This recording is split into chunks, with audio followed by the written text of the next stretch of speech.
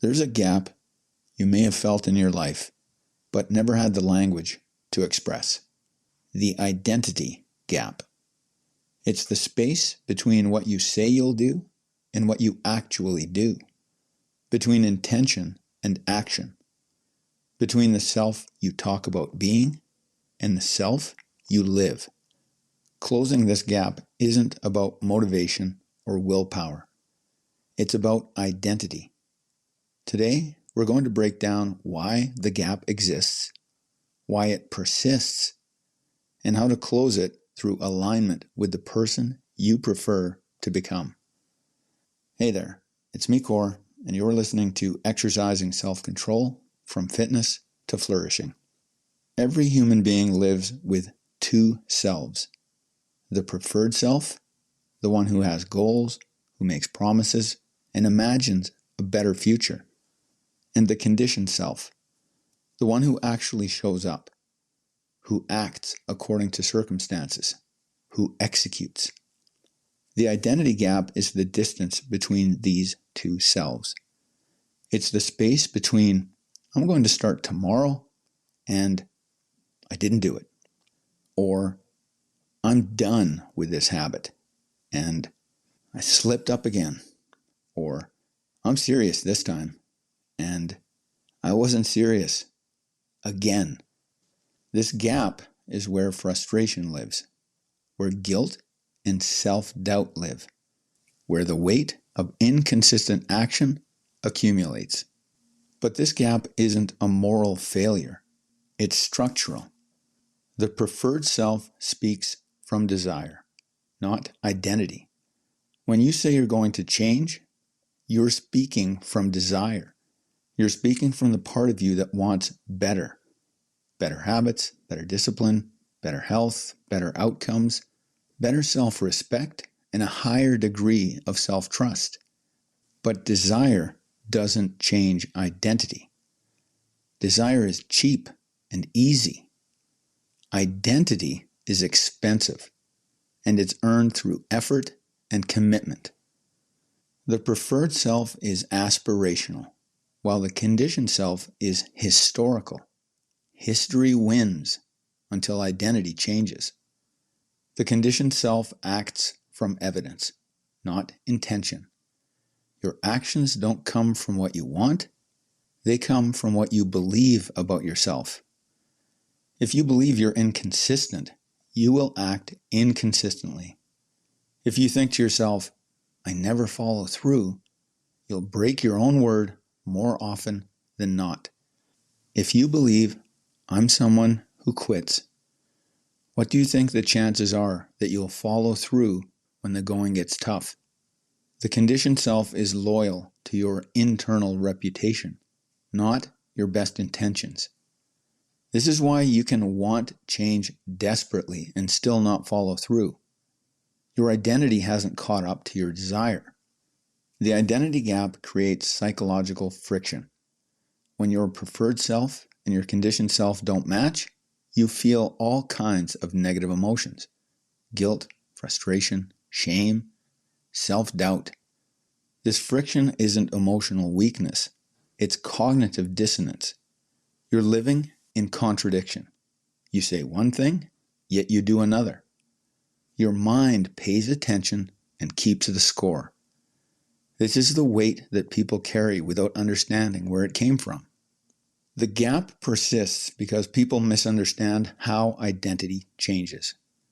Most people try to change identity through intention, emotion, desire, self-talk, or visualization. But identity doesn't change because you want it to change. It changes because you prove it into existence. And here's the paradox. Identity drives behavior, yet behavior is the only way to change identity. You act from who you believe you are, but you become who you repeatedly prove yourself to be. There's no contradiction here. It's just a loop that most people never complete. The real mechanism goes like this. Behavior becomes evidence. Evidence becomes belief, and belief becomes identity. Here's the sequence.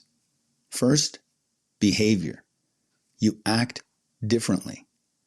Second, evidence. You accumulate proof through consistent action. Third, belief. Your brain updates its model of you. Fourth, identity. Your sense of self shifts. And fifth, embodiment. The new behavior becomes conditioned and natural. This is why the identity gap closes only through action, not intention. There's a moment when the gap begins to close. You likely won't notice it until after the fact. This is when your conditioned self starts aligning with your preferred self. It happens when you follow through without negotiation, when you act without waiting for motivation, or keep your word because it's uncomfortable not to. You stop abandoning yourself and your commitments. You stop treating your standards as optional. This is the moment identity shifts and the gap closes. The moment you become someone you can follow and admire. The identity gap is not an indictment of your lack of morality. It's a signal. It signals that your intentions and your actions are living in different worlds. It's a signal that your identity hasn't caught up to your desire, that the person you talk about being and the person you live as are not yet the same. Closing the gap isn't about simply trying harder. It's about aligning your behavior with the identity you prefer to embody. Every act of follow-through, every moment of alignment, every time you refuse to negotiate with the circumstances, you shrink the distance between who you are and who you say you are, between who you've been historically and who you aspire to be. Don't think of the identity gap as a verdict on who you are. It's more useful to think of it as a map of where you're going. And like any map, it's only useful if you're willing to acknowledge where you are so you can move in the right direction. You already know how alignment feels. It's those moments when you said you would and you did. When you kept your word to yourself without negotiation. That feeling isn't random. It's identity. It's evidence the effort you're making is paying dividends. So here's where you start.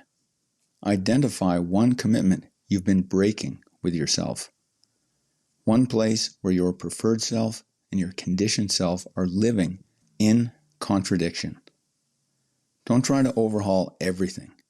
Just pick one, then follow through on it today, not tomorrow or when conditions are better. That single act of follow-through is the first piece of evidence in a new case you're building about who you are. Stack enough of those, and the gap closes even more. Your conditioned self is not your final self. It's just the self you are constantly updating. Now you know how to do it. Get to work. That's it for today.